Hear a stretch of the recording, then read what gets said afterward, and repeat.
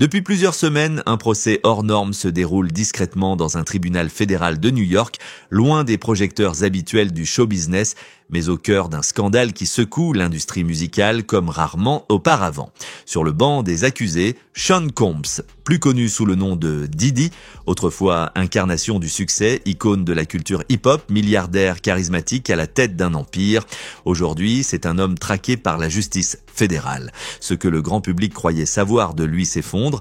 Derrière les flashs, les Grammy Awards et les tapis rouges, c'est une toute autre histoire qui se dessine, une histoire d'emprise, de silence acheté, de substances illicites et de jeunes femmes happées dans un univers de contrôle et de décadence. Les premières semaines du procès ont posé les bases, les témoignages se sont succédés, les révélations se sont accumulées, les pièces à conviction ont formé un puzzle de plus en plus dérangeant, mais tout bascule véritablement à partir du 26e jour d'audience. Ce matin-là, la salle est inhabituellement vide. Aucun juré en place, aucun témoin à la barre. En quelques mots, le juge annonce l'annulation de la séance pour raison de santé. Un juré aurait été victime de vertige, trop instable pour poursuivre. En apparence, un simple contretemps. Mais en coulisses, la tension monte d'un cran, car ce malaise soudain intervient juste après une décision fracassante du juge, un recadrage ferme des deux parties suite à une fuite dans la presse. Un article aurait divulgué des éléments confidentiels issus d'une procédure sous scellé et selon plusieurs sources, cette fuite pourrait impliquer les jurés eux-mêmes. L'un d'eux aurait reçu un message anonyme « Êtes-vous le juré numéro 6 ?» Ce juré, précisément, a été écarté du procès sans explication publique. Officieusement, l'affaire fait l'effet d'une détonation dans les couloirs du tribunal. Y a-t-il eu tentative d'intimidation, de corruption, de manipulation extérieure ? Dans un procès aussi médiatisé, où les enjeux sont colossaux, chaque juré devient une cible potentielle. Et cette mystérieuse indisposition, ce jour-là, ressemble à un repli discret, une sortie stratégique. Le juge, prudent, refuse pour l'instant de le remplacer. Il temporise, il enquête. Résultat, le procès s'enlise. Le rythme déjà lent devient chaotique et un homme très attendu reste dans l'ombre. Brandon Paul, 25 ans, ancien assistant personnel de Diddy, celui que certains surnomment la mule, tant il aurait transporté en silence les secrets les plus sombres de l'empire Combs.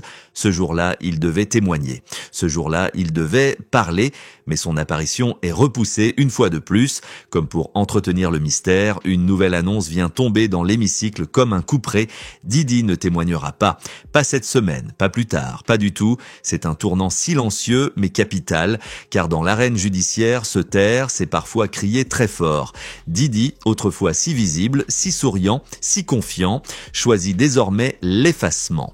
Assis derrière ses avocats, il lit silencieusement les retranscriptions qui défilent sur un écran. Il ne parle plus, il n'argumente plus, il attend. Ce jour 26, vidé de toute confrontation, suspendu dans un étrange silence, sonne comme le calme avant la tempête, un moment figé, un souffle retenu, car tous savent que ce qui s'approche est inarrêtable. Le lendemain, le tribunal ferme ses portes pour le Juneteenth, jour férié national, 2 jours de pause, 2 jours de flottement, 2 jours de silence, où l'attente devient insupportable, car quand le procès reprend enfin, plus rien ne sera comme avant. Vendredi matin, la salle d'audience s'est de nouveau remplie. Les visages sont crispés, les stylos suspendus, les regards rivés sur la porte du témoin, car aujourd'hui, le silence prend fin. Aujourd'hui, celui qu'on attend depuis des semaines entre enfin dans la lumière, Brandon Paul, jeune homme de 25 ans, ancien basketteur universitaire et surtout ancien assistant personnel de Sean Combs. Mais ce matin, il est bien plus que cela. Il est le témoin clé du gouvernement fédéral. Dès qu'il entre dans la salle, l'ambiance change. Ce garçon discret, quasi inconnu du grand public il y a encore un an, est soupçonné d'avoir vu, entendu, transporté et couvert certaines des pratiques les plus opaques de son ancien employeur, substances illicites, soirées privées à huis clos, chambres d'hôtel transformées en scènes de débauche, et surtout ces fameuses nuits que l'on appelle ici les freak-offs. Brandon s'avance à la barre, Il bénéficie d'une immunité totale. S'il parle, il ne sera pas poursuivi. Alors il parle, et il commence calmement, presque mécaniquement, mais ce qu'il dit est glaçant. Il raconte son entrée dans le cercle rapproché de Didi en 2022. Tout juste diplômé, il rêve de percer dans l'industrie musicale. Un ancien assistant du rappeur lui propose un poste, mais l'avertissement est clair. Si tu as une copine, quitte-la. Si tu as une famille, oublie-la. Ce travail va te dévorer. Brandon accepte, il signe un accord de confidentialité, il remet ses papiers à la sécurité et entre sans le savoir dans un monde verrouillé, régi par des codes, des silences et des exigences sans limite. Il devient l'ombre de Didi, son logisticien, son coursier, son porteur de bagages, mais surtout, sans que ce soit jamais dit explicitement, son porteur de secrets. Il décrit un quotidien infernal, 100 heures de travail par semaine, des déplacements constants, des nuits sans sommeil et une consigne non négociable, satisfaire Didi coûte que coûte. Puis viennent les détails. Brandon parle des substances qu'il transportait régulièrement, des termes codés, fleurs, poudre blanche, rose, K, Tusi, des commandes passées par SMS crypté. Des retraits d'argent en liquide, des achats dans des boutiques spécialisées, parfois pour des accessoires à l'usage très personnel. Un jour, Didi lui demande d'essayer une substance lui-même pour prouver sa loyauté. Brandon obéit, il ne pose pas de questions, il exécute, il raconte aussi les fameuses soirées Wild King Nights. Des événements organisés dans des hôtels de luxe où il devait préparer minutieusement les chambres, draps frais, éclairage tamisé, parfum d'ambiance, baby oil à profusion et toujours une pochette Gucci contenant des substances. Le lendemain matin, c'était encore lui qui nettoyait tout, gants aux mains, bouteilles vides, résidus suspects, draps souillés. Il effaçait les traces. À la barre, Brandon reste stoïque, mais son récit, implacable, soulève des frissons. Il raconte avoir été licencié à plusieurs reprises pour des fautes mineures, puis rappelé, comme si sa connaissance du système le rendait à la fois encombrant et indispensable. Quand la défense prend la parole, l'ambiance bascule. L'avocat de Didi l'attaque frontalement, il l'accuse de mentir, tente de le déstabiliser. « Vous n'êtes pas une mule à substance, n'est-ce pas ?» Brandon répond « Absolument pas ». Mais il reconnaît avoir acheté, transporté et remis ces substances moins de 10 fois, dit-il, mais assez pour que cela compte. Il admet aussi avoir menti aux autorités. Lors de son arrestation à l'aéroport de Miami, de la poudre blanche avait été retrouvée dans son sac. Elle ne lui appartenait pas, mais il a tout assumé. Pourquoi ? Par loyauté, un mot simple, mais un mot qui en dit long sur la mécanique d'influence dans laquelle il a été aspiré. Le procureur revient en redirection, il pousse Brandon dans ses retranchements, il l'amène à reconnaître qu'il n'aurait jamais travaillé consciemment pour un criminel, et pourtant, il l'a fait. Quand on lui demande ce qu'il pense aujourd'hui de Didi, il répond sans détour, c'est compliqué. Et c'est peut-être dans tout ce procès la phrase la plus sincère entendue jusqu'ici. Brandon quitte la barre, mais son passage, lui, reste ancré dans tous les esprits. Car à travers ses mots, ses silences, ses hésitations, c'est toute une structure invisible qui commence à se fissurer. Mais ce qu'il a dit, aussi choquant soit-il, n'est encore rien comparé à ce que les preuves matérielles vont révéler dans les jours suivants. Car bientôt, les images parleront. Et elles ne mentent pas. Lorsque Brandon Paul quitte la barre, l'ambiance change radicalement. Ce ne sont plus les récits personnels qui prennent le devant de la scène, mais la matière brute, les documents, les photos, les messages, les chiffres, les preuves. Le gouvernement appelle à la barre Joseph Serchelio, agent spécial de la sécurité intérieure. Un enquêteur de l'ombre, méthodique et impassible. Son rôle, assembler les morceaux du puzzle. Non pas pour raconter une histoire, mais pour la démontrer. Dès les premières minutes, il projette un tableau froid, implacable, 44 événements répertoriés sur 3 années, chacun lié à une date, un lieu, un transfert d'argent, un message ou une vidéo. Et ces vidéos, le jury va les voir, pas la presse, pas le public, seulement les jurés. Des écrans individuels sont installés, des casques audio sont remis, la salle plonge dans le silence, un silence tendu, presque insoutenable. Les vidéos sont explicites, des enregistrements intimes retrouvés dans les appareils personnels de Didi, des scènes filmées dans des hôtels luxueux, dans des résidences privées, dans des chambres préparées avec soin. Certaines montrent Jane, l'une des plaignantes, d'autres montrent Didi lui-même. Les fichiers sont datés, géolocalisés, horodatés. Au total, 50 vidéos, tourné entre décembre 2021 et décembre 2024. Pendant que les jurés visionnent ces images glaçantes, l'agent Cherchelio déroule la liste des faits. À l'hôtel Bal Harbour, en Floride, la suite de Didi a nécessité $6 000 de réparation. À Los Angeles, au London Hotel, les draps sont souillés, des taches apparaissent sur le sol, de l'huile est retrouvée sur les murs. À West Hollywood, même constat, $3 750 de dommages. Dans un autre établissement, le rapport de sécurité mentionne draps trempés dans de l'huile, odeur persistante de substances, chambre dévastée. À chaque scène, un nom revient, Frank Black. Un alias, un faux nom utilisé par Didi pour réserver ses chambres, ses vols, ses commandes, une identité parallèle soigneusement entretenue pour masquer les traces, mais les messages, eux, parlent sans filtre. Les SMS échangés entre Didi et Cassie en mars 2017 sont lus à haute voix dans la salle. Cassie: tu m'as frappé à la tête 2 fois, tu me traites comme si je ne comptais pas, je ne veux plus être battu pour avoir été simplement moi, Didi. Tu retournes la situation, c'est toi qui me manques de respect. Quelques jours plus tard, Cassie revient à la charge. Ce n'est pas de l'amour, c'est de la possession. J'ai des coupures qui saignent, des mots poignants, des phrases simples mais profondément dérangeantes. L'accusation les relie directement aux vidéos, aux scènes, aux comportements documentés. Et ce n'est pas fini. Une autre plaignante, Jane, envoie ce message à Didi en décembre 2023. Je suis en larmes. Je me sens forcée. Ces freak nights me laissent des démons à l'intérieur. Puis un autre, encore plus brut. Tu veux que je me prostitue dans des hôtels pendant que tu pars en vacances?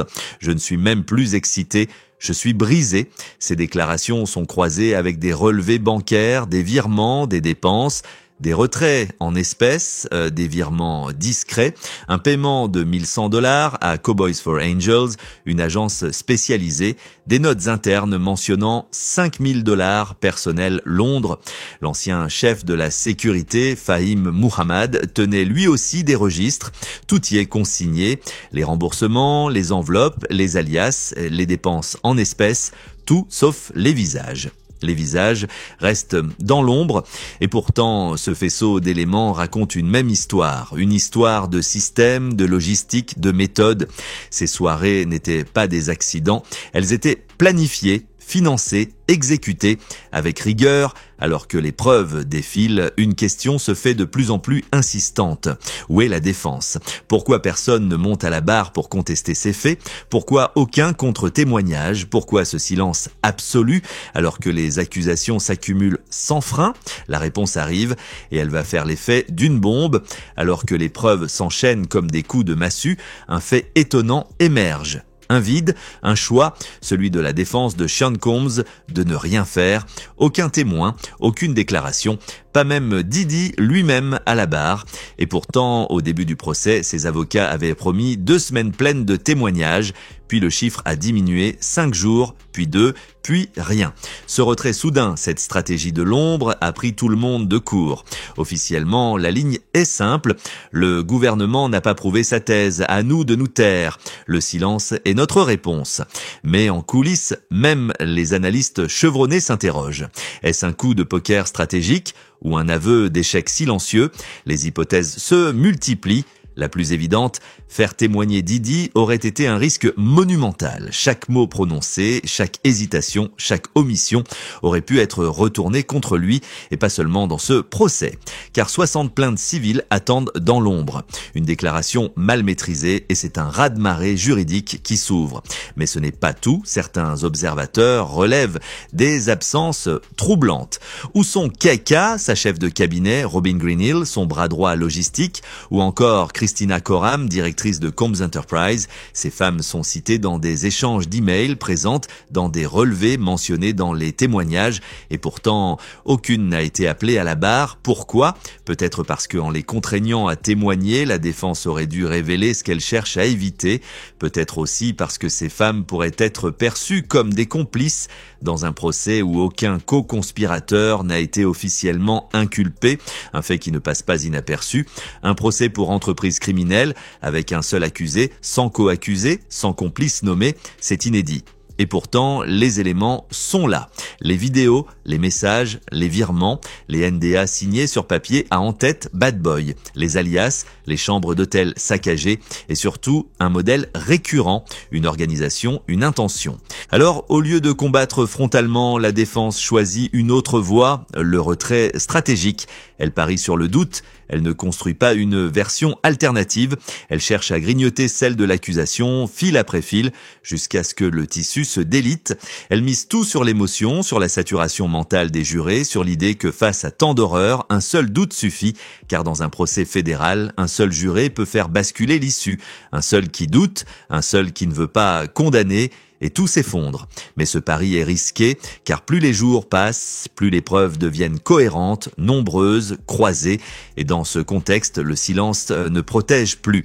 Il devient accusateur, le rideau tombe, après plus de 6 semaines d'audience, après des révélations en cascade, des silences stratégiques, des témoignages à glacer le sang et des images que seuls 12 jurés ne pourront jamais oublier, le procès entre dans sa phase finale, l'attente du verdict. Dans la salle, les bancs se vident, les micros s'éteignent, mais la tension reste suspendue dans l'air, une tension sourde, comme une vérité qui n'a pas encore trouvé ses mots. Le jury, lui, reste enfermé dans son devoir. 12 citoyens ordinaires, 8 hommes, 4 femmes, pas des juges, pas des vedettes, juste des gens à qui l'on a confié l'irréparable, dire si, oui ou non, l'un des hommes les plus puissants de la musique a bâti son empire sur la peur, la manipulation et le silence. Et face à eux, le vide. Pas de contre-récit, pas de témoignages en défense, juste des documents, des vidéos, des enregistrements, des SMS, des blessures, et ce mot revenu comme un refrain pendant tout le procès, loyauté, la loyauté d'un assistant prêt à s'intoxiquer pour prouver sa fidélité, la loyauté d'une compagne qui, malgré les coups, restait attachée, la loyauté d'un entourage qui a tout vu mais n'a jamais parlé. Mais cette loyauté était-elle choisie ou imposée ou achetée? Didi, lui, n'a pas prononcé un mot, il est resté impassible, spectateur de sa propre chute. Il a écouté, il a lu, il a regardé, mais dans un procès comme celui-ci, ce qui compte, ce n'est pas ce que l'accusé dit, c'est ce que les jurés ont vu et surtout ce qu'ils ont cru. La vérité ici n'est pas une lumière éclatante, c'est une ombre, une silhouette difficile à saisir, mais une fois qu'on l'a vue, on ne peut plus l'ignorer. Le verdict approche, et avec lui peut-être la fin d'un empire, la fin d'une époque où le pouvoir, l'argent et l'impunité servaient de bouclier. Si Didi tombe, ce ne sera pas juste l'histoire d'un homme qui chute, ce sera le début d'une vérité qu'on ne pourra plus enterrer. Le tribunal se tait, l'Amérique, elle, retient son souffle.